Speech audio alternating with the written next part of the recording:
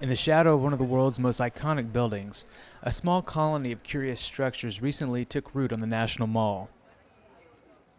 These projects, part of a collegiate sustainable design competition known as the Solar Decathlon, demonstrated that there's much more to a solar house than meets the eye.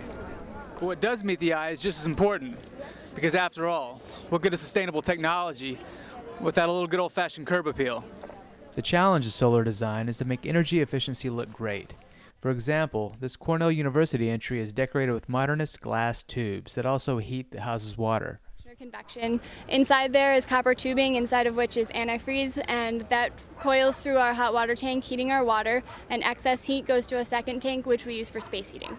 Like any other residential architect, solar designers seek to enclose homey, efficient living spaces within fresh, arresting exteriors.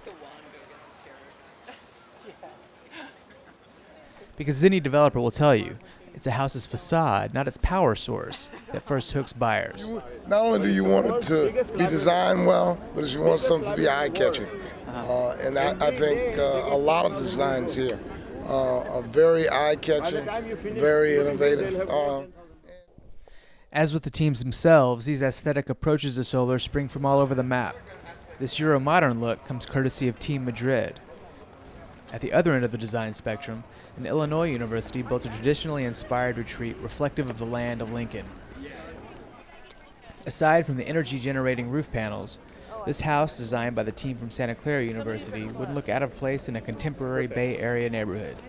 Our university hosts one of the California missions, so our style is a very mission-inspired style, very traditional Spanish style, with a blending of new cutting-edge technologies. So we have all this diversity is a good thing, says Susan Maxwell, a Philadelphia-based architect who is one of the competition's architecture judges.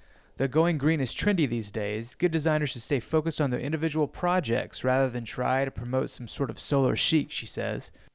I think that in terms of what green design or sustainable design is always looking for is, for a design that responds to its place, its context, it's, all the criteria, all the problems that it's trying to solve. It's a problem-solving mechanism. It's not a style that is applied to each one.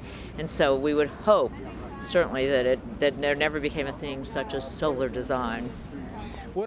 In other words, don't expect to see the residential equivalent of a Prius anytime soon. Jeremy Egner, American Observer News.